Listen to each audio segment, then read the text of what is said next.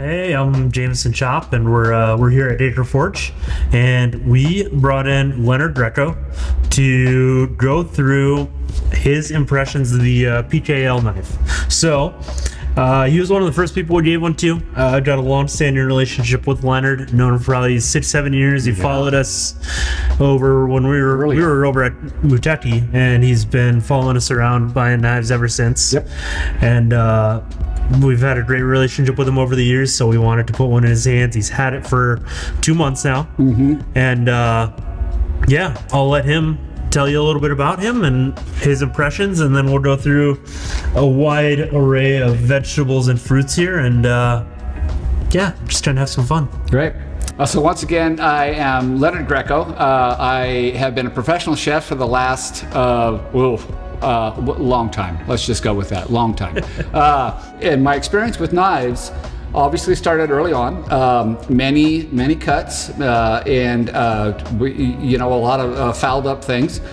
For my age and my background, all the knives that we always worked with were German, heavy, big, kind of clunky knives. Yeah. Sharp, nonetheless, which is why a lot of chefs ended up with a lot of wrist problems because of their, these big, heavy knives. Yeah. I noticed that a lot of people were using Japanese knives, and lighter, a lot easier to handle, and a lot sharper than most of the knives that we were used to working with. As you really kind of have to work your way through things. I've never had any wrist problems. I've never had any hand problems, and I think part of that is related to the knives that I've used and how I've used them and how I've cared for them and how I've cared for my hands and that kind of thing. It's good to know. I think that's important, particularly for people that are looking at a long career in the business. I always gravitated towards Western style, I guess, right? French knives, that had that sort of little higher tip. Exactly right, a little higher tip. Yeah. But as I was kind of venturing into different styles of knives, and one of the things I settled on was a Santoku. That was like one of the first Japanese knives I think that became popular amongst chefs were Santokus. Everybody had them, everybody used them, and there was a number of them out there. And they're really versatile, and I think that's one of the things that we realized was that you don't need to have you don't need to put your knife down every time I'm going to cut some radishes. I need a different knife for that. When you're busy, as you are in the kitchen, in a professional kitchen, you got to get it done. There's no fooling around. You need to get through. You need to work through your stuff. And if you've got a lot of stuff to prep, then you need a knife that can easily slide through this stuff. Well, and when we were going into making it, like, there is no true one knife does everything. No. But when you take a look at like a 22-piece block that you buy for $1,500, and then 3 years in, there's 17 knives that you still haven't used. Like, $300 for one the highly performing knife can replace so many knives. Absolutely. And that was really what we wanted to get into, is buy once, buy quality, and really just have the product speak for itself. For sure. I should have brought my toolbox, which is an example of that. How many knives do you need? Over the years, you collect. I need that knife. Well, no. Now you need one of those. You have a flexible fillet knife? No. Well, you should get one. That kind of thing. And then you realize, do I need those knives? No. No, not really. I should cut something and show you how this thing works. All right. Let me. I'm gonna get out of the way and let you do your magic. Stand back. Yeah. Somebody's got a knife in their hand. Typically you see, people working with tomatoes on their knives, dropping them and whatnot, and then they'll do the little test like that to kind of illustrate how sharp that knife is, because I can cut it. I mean, you can see that. That's sharp. When you're cutting stuff like this, and you just want to work your way through it. Yeah, that's nice. Can hardly hear me cutting through it. I can feel it nick the seeds, but it's not that big of a deal, and you can see it just does a beautiful job. So that's great, right? However, we're not always cutting tomatoes. We're cutting lots of other things. We're cutting you're cutting carrots. You know, in a professional kitchen, that's another one. It's onions, carrots, potatoes. You're all day long. You're doing that kind of stuff. And carrots, you might have to do, you know, you might have to julienne, or you might have to do something with them that is gonna test your knife and is gonna test your skills. When I cut this carrot, and this is another thing that we look for, sharpness of a knife. You'll see just this like super smooth, and even maybe a little of the moisture in the vegetable like pulled up as the knife cuts through it, right? So it just, and again, that's just a testament to the sharpness of the knife. The carrot's notoriously, right, hard to cut, and you know, a lot of people are, because you know they're round, roll around, and it's easy to lose track of it while you're trying to hold it. So the one thing that we always do is I'm going to cut it flat, right? And then I'm going to roll it over, and now I'm going to start cutting it, because I mean I would use that piece as well, but now you've got a firm, right, you know, base. So what I'll do is I'll just kind of show you one of the things that. So I'm just going to try to get this pretty. I mean, I'm getting it pretty thin, and again, it's easy to do with this knife. Just pick a spot and stick to it, and it's going to run right through it. And you'll see it's going to, as long as I don't catch the pieces as I'm cutting through it, and cut those as well. I'm just going to get some nice fine sort of shards of the carrot that are all even. But anyway, yeah, you can see, I mean, look at that. That is beautifully done. I don't think any chef would be upset with you if you cut like that, you know. And so again, you know, when you've got a ton of this stuff to do, this is the way to do it, you know. And you're going to save your hand, your arms, because it's just, there's less effort, right? And that's a good thing, yeah. You know. One of the things I wanted to point out as well are things that are notoriously hard on your knives, but need to be cut a certain way, like for example, lemongrass. If you're working you spend any time in a Thai restaurant making curries, you got to cut a lot of lemongrass. Lemongrass, because of, and you can see all these fibrous stuff in it, right? Hard to work with. There's a root, and this one has a pretty good sized one. So what you want to do is get up and away from this like solid chunk right there, right? So I'm going to cut up a little bit to where I can see that that's gone now, right? Now I've just got this piece to work with. The issue with lemongrass is, yes, all the fibrous material that's in there, hard on the knife, it's hard to cut through anyway. And the way that lemongrass needs to be cut is super, super fine.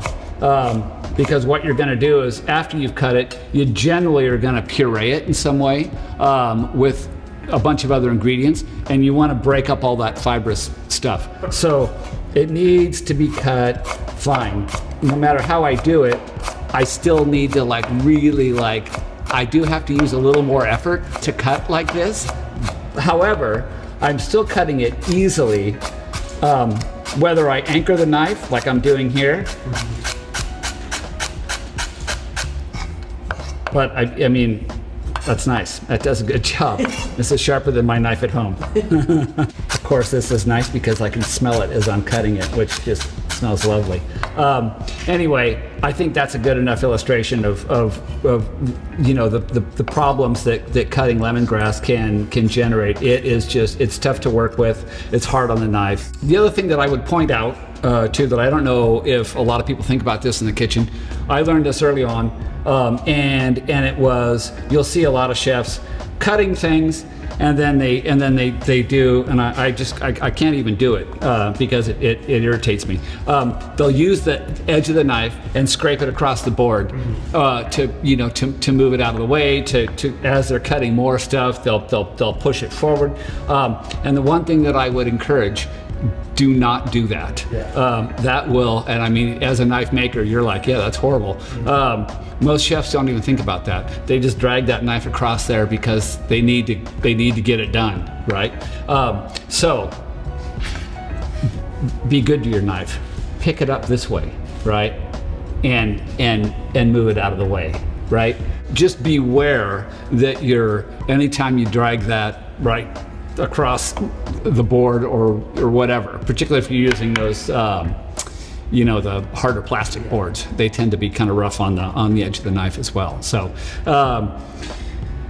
that's one thing that I learned, and it's saved me in the long run. I mean, you still have to sharpen your knife fairly regularly when you're working in a professional kitchen, because it's just you're using it every day, and it becomes part of your routine, right? If you've got a big amount of mise en place to make, you're going to spend a little bit of time on that whetstone, just bringing back that edge, and then carry on for the day. So whether you do that, some of these Japanese chefs daily, right? They're doing that, for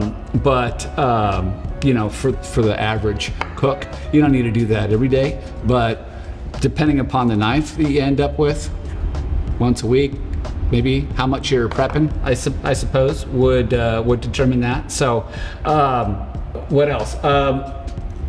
I would, this is another one that's just like, notoriously hard to work with. This is a butternut squash, for those of you that may not be aware of what this is. There are seeds in here, but they're only from about here down.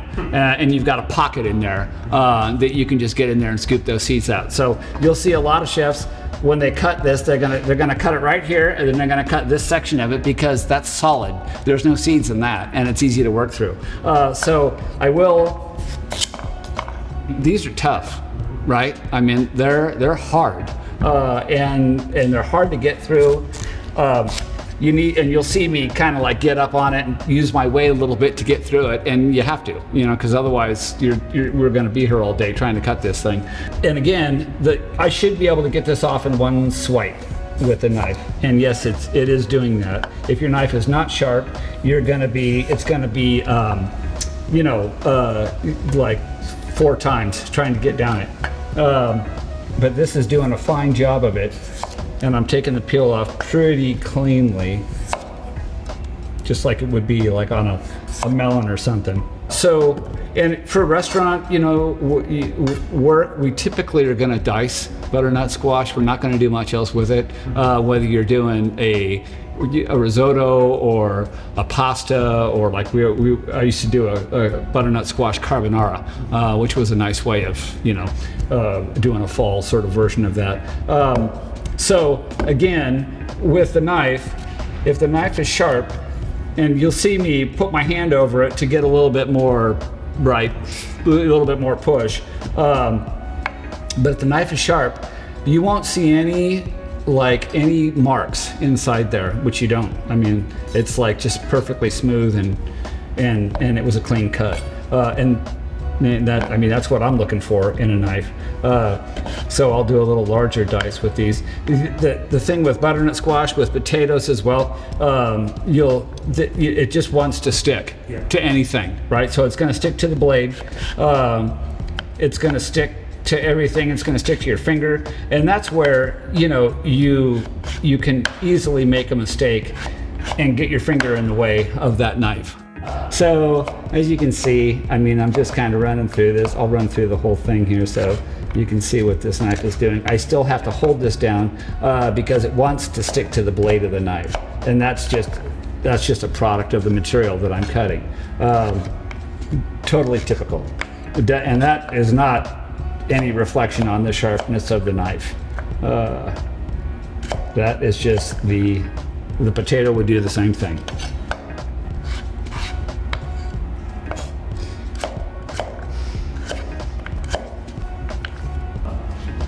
The other thing I was going to mention was that for a lot of chefs, we have, the way that I hold the knife, I anchor the backside of it with my index finger.